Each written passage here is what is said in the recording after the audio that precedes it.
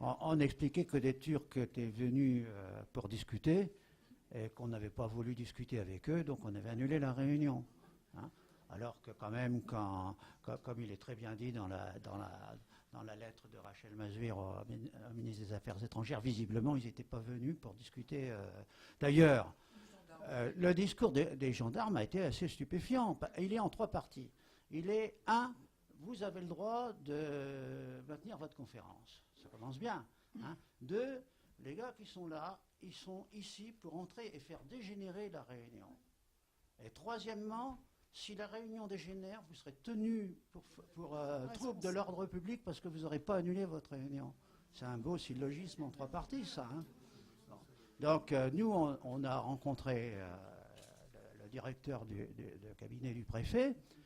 Et comme le directeur de cabinet, suite à l'intervention de Béatrice, il a saisi une bribe de ce qu'avait dit Béatrice. Donc, il a répété dans une commune, le premier responsable de l'ordre public, c'est le maire de la commune. Hein. Là, c'est moi qui intervenais après, je ne l'ai pas loupé parce que je dis, vous dites ça, hein, et le consulat de Turquie téléphone à la préfecture, hein, et vous ne téléphonez pas au maire de Châtillon. Vous avez prêté la salle. Hein. Donc là, le directeur de cabinet, il a regardé ses chaussures, il ne savait plus très bien où il était. Hein. Bon, voilà.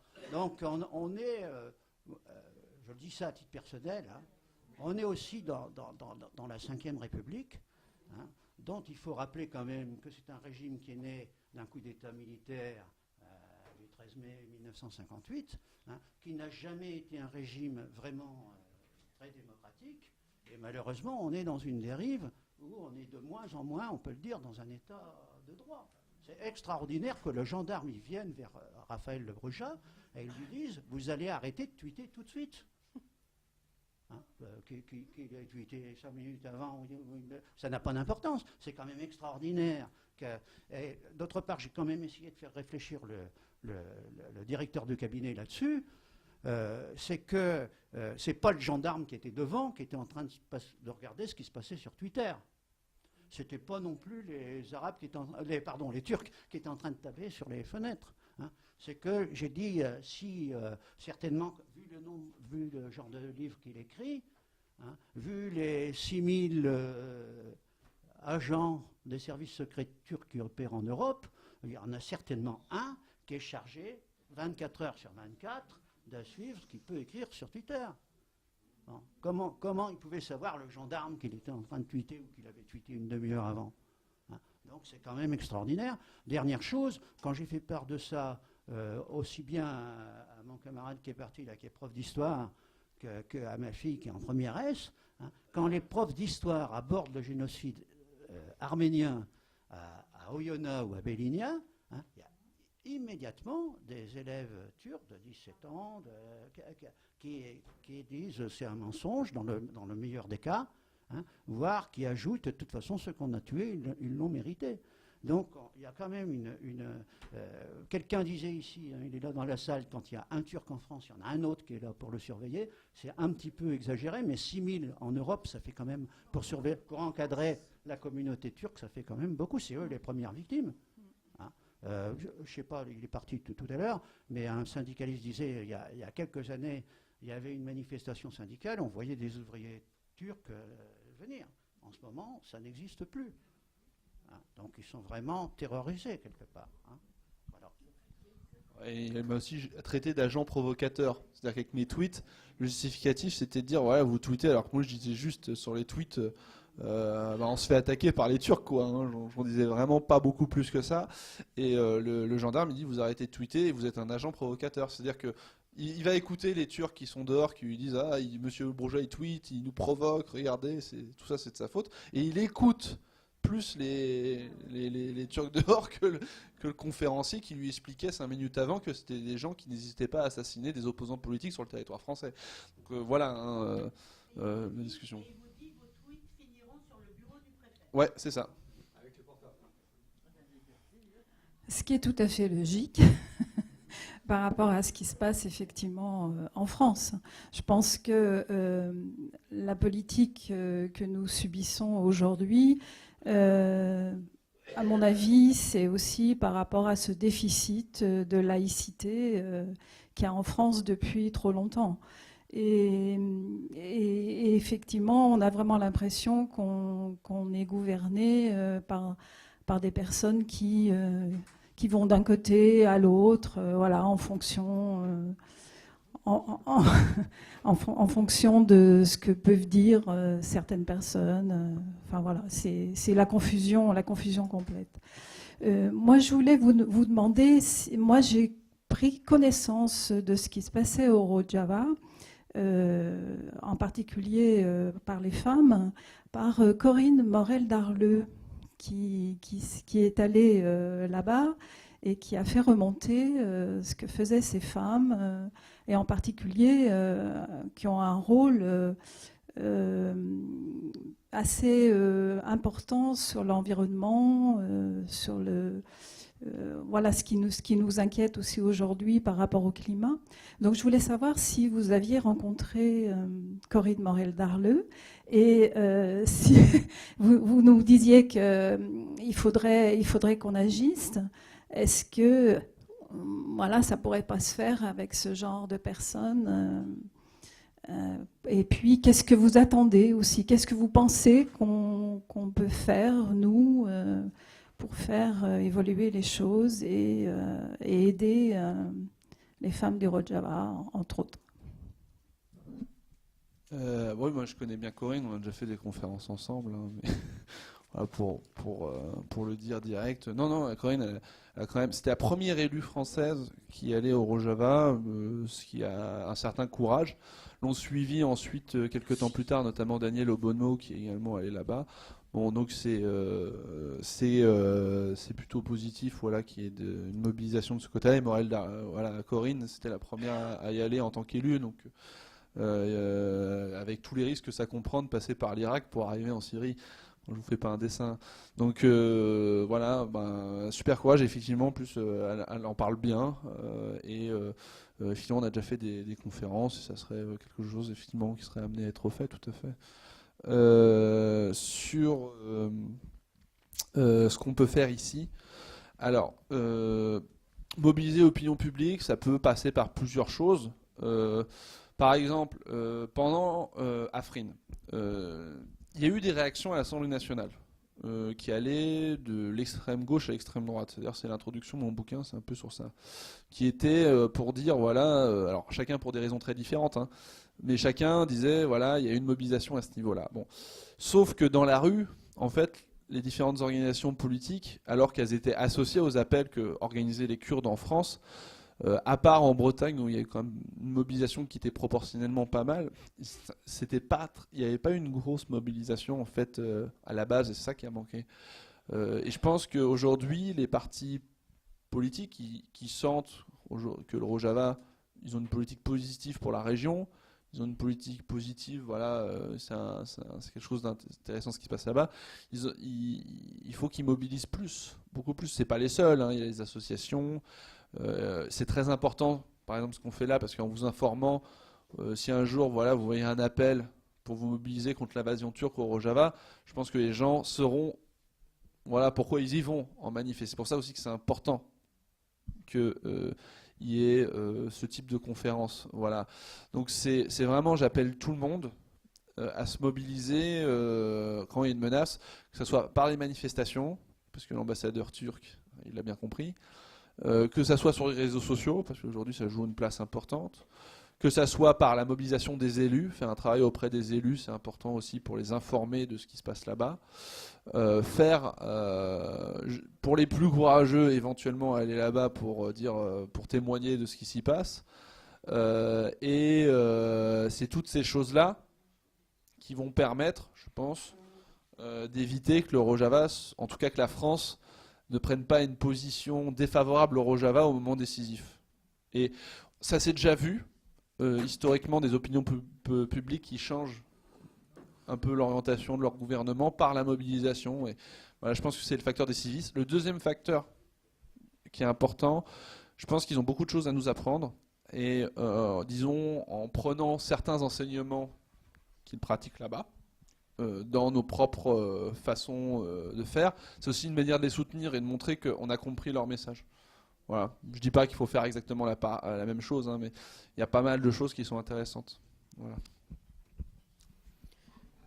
Oui, j'aurais voulu répondre aux gens du Jura qui sont partis, qui s'étonnaient qu'il n'y ait pas de Turcs favorables à nos positions ou qu'il n'y ait pas de Kurdes. Alors moi j'ai pris des positions qui m'ont valu déjà des demandes de rendez-vous des Turcs, ceux qui sont évidemment contre.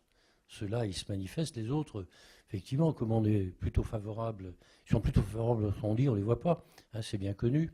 Des Kurdes, j'en ai rencontré, bien sûr, à Paris. Là, j'ai jamais eu de demande de la part de Kurdes. Je ne sais pas s'ils sont très nombreux dans notre département. Enfin, autour de Bourg, je n'ai pas l'impression qu'ils soient très nombreux.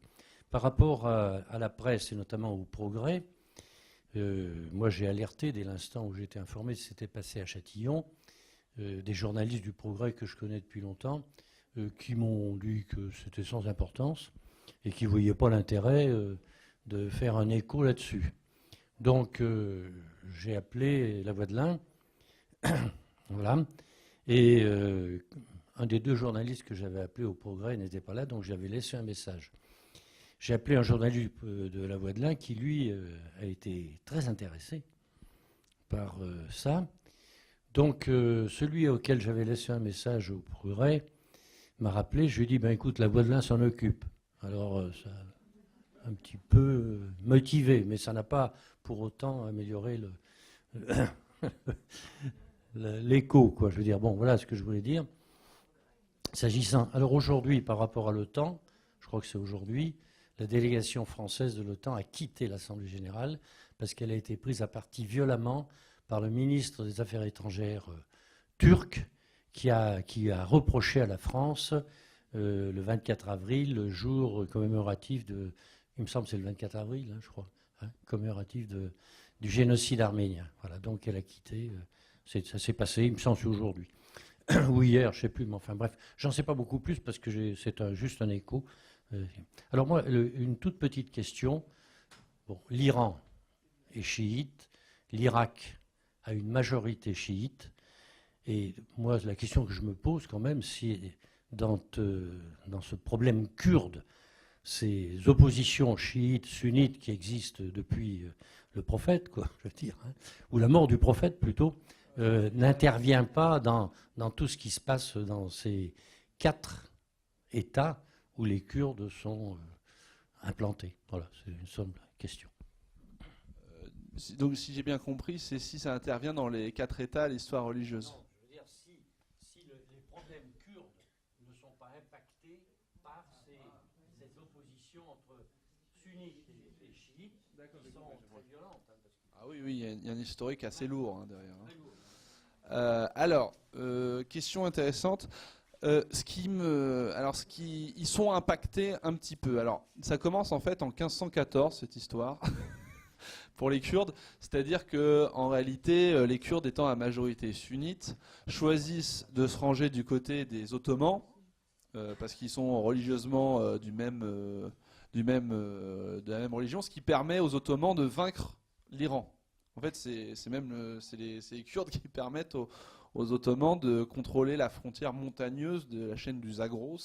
Voilà, donc déjà à la base c'était ça un peu l'opposition. Par contre, ce qui s'est passé par la suite, c'est qu'il y a eu des conversions des Kurdes au chiisme côté iranien.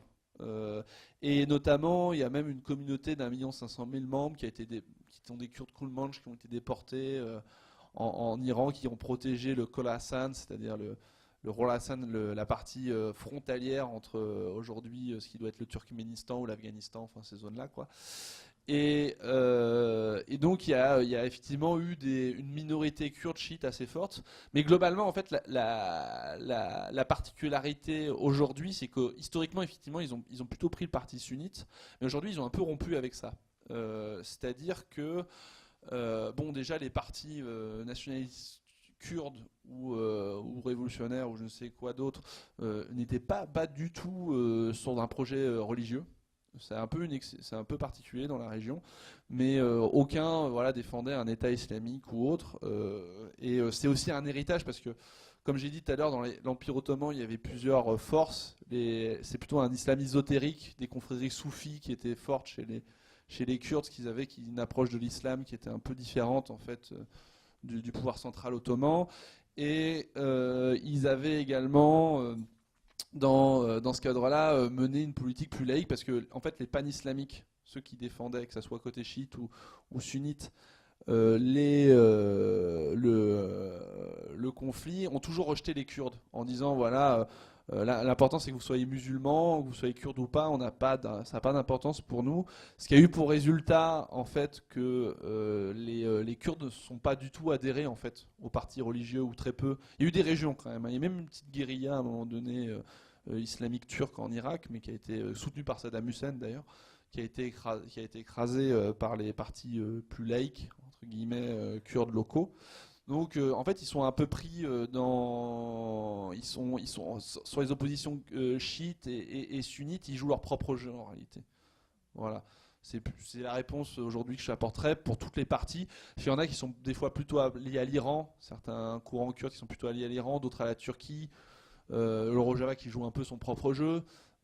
Donc voilà, ils ont un peu dépassé ces divisions religieuses, sachant qu'en plus aucun parti nationaliste kurde peut vraiment parler au tout Kurdistan sur une base religieuse, parce qu'en fait en termes religieux ils sont très très très différents. Bon, il y a des chiites, donc il y a des sunnites qui sont plutôt majoritaires, mais il y a aussi des alévis dont je parlais tout à l'heure. Il y a encore un courant particulier syncrétiste. Il y a aussi des yézidis, ceux dont on a tenté de génocider, qui sont kurdes. Il y a aussi des chrétiens, il y a beaucoup de chrétiens kurdes, hein. Il y a aussi des juifs. Donc en fait, si on commence à mobiliser au Kurdistan sur la base de la religion, on réunit personne. Voilà. C'est pour ça que, à mon avis, historiquement, ils ont eu une politique plutôt voilà, qui n'était pas liée à des partis religieux. Voilà. J'espère que ça répond à la question. C'est une intervention très courte. Court témoignage. Je voudrais juste qu'on désespère pas complètement non plus de l'opposition turque. Avant de s'appeler ensemble, notre mouvement Rouge et Vert s'appelait les Alternatifs. Et c'est vrai qu'à chaque congrès, on avait une délégation de Rouge et Vert turcs qui étaient des gens jeunes et actifs. Donc ces gens, ils existent toujours aujourd'hui en Turquie. Ils ne font pas parler d'eux, ils sont sans doute muselés. Mais je pense qu'en Turquie, il y a quand même des gens qui pensent la démocratie et la laïcité comme nous.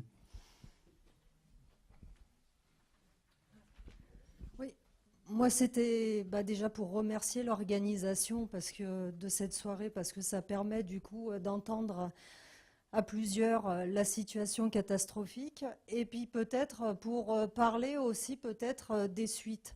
Je suis adhérente de l'association Amitié Kurde Rhône-Alpes. Et puis aujourd'hui, ce qu'il propose notamment, c'est peut-être aussi aujourd'hui d'arriver à trouver un partenariat avec des personnes qui seraient intéressées là aujourd'hui, et notamment des élus, des conseillers municipaux, parce qu'aujourd'hui, voilà, on cherche justement des élus, des conseillers municipaux pour parrainer des prisonniers politiques qui sont élus là-bas justement au Rojava. Et ça permettrait notamment d'avancer et d'élargir la mobilisation et d'intervenir à tous les échelons. L'autre aussi proposition, à côté je suis aussi syndicaliste et puis j'anime un collectif féministe sur Lyon. Et nous avons eu la chance, il y a 3 ans, de faire venir Nekmak, Rosa, représentante de la Fondation des femmes libres du Rojava, et qui est toujours en lien justement avec l'association Amitié Kurde Rhône-Alpes. Et j'ai eu le président avant de venir à la conférence ce soir, et il resterait à la disposition des organisateurs pour donner justement des suites, et puis pourquoi pas faire venir Rosa, qui viendrait parler très concrètement justement de ce qu'elle met en place en tant que femme, que nous on a eu droit justement comme présentation à la Bourse du Travail de Lyon.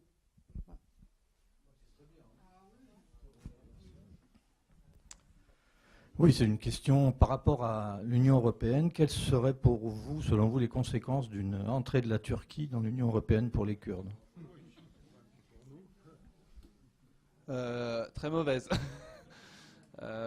Non, enfin moi, personnellement, avec l'Union européenne, c'est un peu C'est un peu particulier, quoi, comme forme d'organisation, pas très démocratique de base, mais surtout le problème, c'est que maintenant c'est terminé en fait, parce que comme on a vu, l'État français c'est l'État le plus brouillé avec la Turquie, hein, à cause de sa politique sur le Rojava. C'est pour ça que c'est d'autant plus scandaleux qu'ils mènent pas aussi en France une véritable politique. Mais bon, a priori il n'y a pas de risque, mais si ça arrivait, ça serait quand même assez problématique clairement, quoi, pour les Kurdes, hein, parce que ça se ferait un accord là-dessus, hein, c'est sûr. Mais en même temps, quand je lis les géopoliticiens, géostratèges, etc., ils disent à la Turquie depuis un moment, tant que t'as pas réglé ton problème kurde, on te laisse pas rentrer, parce qu'en fait, concrètement, vu qu'il y a une guerre en Kurdistan depuis 40 ans, ils veulent pas faire rentrer un pays qui est en guerre. Voilà. Donc, en fait, il y a eu une tentative, je crois que c'est au début des années 90, d'un ministre turc qui voulait régler ce problème-là en faisant un accord avec le PKK notamment. Mais curieusement, il est mort assez rapidement. Donc, probablement, il a été assassiné. Donc, il y a eu cette politique-là qui a été menée. Donc voilà, hein, c'est assez ancré dans l'appareil d'État. Sur l'opposition turque, effectivement, il y a une opposition turque qui est avec les Kurdes, elle existe. Mais enfin, je voudrais rappeler les scores nationaux du HDP, parce qu'il n'y a que là qu'elle existe en réalité, c'est 10 à 15%. Donc le problème, c'est que l'opposition kémaliste refuse, et celle qui a gagné Istanbul et Ankara, grâce aux Kurdes, paradoxalement, parce qu'ils ne sont pas présentés de liste. Cette opposition kémaliste, nationaliste, a été en première ligne dans la répression contre les Kurdes depuis des décennies. Ils étaient même pires que Erdogan à l'époque, hein. Ils ont été même bien pires. Parce que Erdogan, pendant tout un temps, il a même apaisé le conflit, hein.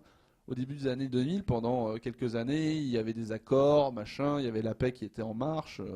Il cherchait, et puis quand la situation s'est dégradée pour lui, il s'est allié aux fascistes bougris, et là, il n'était plus question de faire des accords avec les Kurdes. Mais historiquement, même Erdogan était plutôt... il y avait les voix des Kurdes. C'est pour ça qu'il a gagné les élections, d'ailleurs, en 2001. Donc, c'est aussi important à dire, c'est qu'en fait, il y a une opposition turque qui est très progressiste, qui veut reconnaître des droits aux Kurdes, etc. Mais là, elle est minoritaire aujourd'hui, ce qui pose problème. J'espère que ça changera. J'espère que les choses vont changer, mais c'est quand même important de le monter. C'est qu'hélas, la majorité de la population est embrigadée dans un délire contre le génocide arménien. Et paradoxalement, c'est intéressant la remarque qui a été faite tout à l'heure, parce que quand il y a un Turc en fait, qui dit oui, de toute façon, ce qu'on a tué, on a eu raison de les tuer, c'est intéressant. En fait, ils n'ont jamais oublié ce qu'ils ont fait, les Turcs. C'est-à-dire que ce qui est étrange, l'ambivalence avec l'État turc, c'est non, on n'a pas génocidé les Arméniens. Puis ensuite, ils disent oui, on a eu une guerre, donc on devait lutter parce que c'était des alliés de la Russie. Je caricature, mais c'est ça, quoi. Bon, donc il y a toujours cette ambivalence. Ils savent très bien ce qu'ils ont fait, en fait. Ils savent très très bien pertinemment ce qu'ils ont fait. Sauf que reconnaître le génocide, qui est l'acte fondateur en fait de la République turque, quelque part, c'est un peu détruire les fondements nationaux de la Turquie. Et c'est pour ça que ça pose d'énormes problèmes, et que les principaux partis turcs, hélas, aujourd'hui, sont dans une politique, hélas, lamentable sur la question kurde et sur la question arménienne. Écoutez, on avait dit qu'il y aurait à peu près 1 heure de discussion. Il va falloir arrêter quand même, parce qu'il est 11h moins 20. On prend... On va prendre une question. Non, je voulais juste en profiter pour dire que mardi 23 avril, au Cinémateur La Grenette, il y a un film de Gilles Perret et François Ruffin, Je veux du soleil. Donc si vous ne savez pas ce que sont les gilets jaunes et ce qu'ils veulent, allez le voir. T'as raison. Tout à l'heure, vous avez parlé des mosquées turques et puis de l'organisation en France, notamment à travers l'État turc, donc des réseaux qu'ils avaient. Le Sénat a mis en place, il y a déjà un certain temps de ça, une commission sur l'islam de France. Voilà. Donc on a pondu un pavé assez important, parce que bon, c'est un problème d'organisation. Bon, je ne veux pas rentrer dans le détail parce que le pavé est important. J'étais membre de cette commission. Et bon, il y a 4 pays qui, s'agissant de l'islam, en France, sont membres de différentes organisations qui sont censées rassembler les musulmans. Avec le Maroc, il y a des accords s'agissant des imams. Avec l'Algérie, ça va pas trop mal. Avec la Tunisie, c'est aussi acceptable. Avec la Turquie, c'est inabordable. Voilà. On a reçu tout le monde. Hein. Je veux dire qu'on a reçu les représentants de tous ces pays. Bon, avec la Turquie, c'est totalement, même complètement différent. Et le problème, en plus, bon, mais ça vous le savez sans doute, c'est qu'entre eux, ces pays sont concurrentiels. Et même si c'est facile avec la Tunisie, l'Algérie et le Maroc de trouver des accords, entre eux, il y a une concurrence, il y a des désaccords. C'est très compliqué. Voilà, donc une simple petite information. On arrête. Oui. L'article du Progrès, pour moi, était scandaleux. Parce que le premier article du Progrès, pour moi, était scandaleux. Parce que, en gros,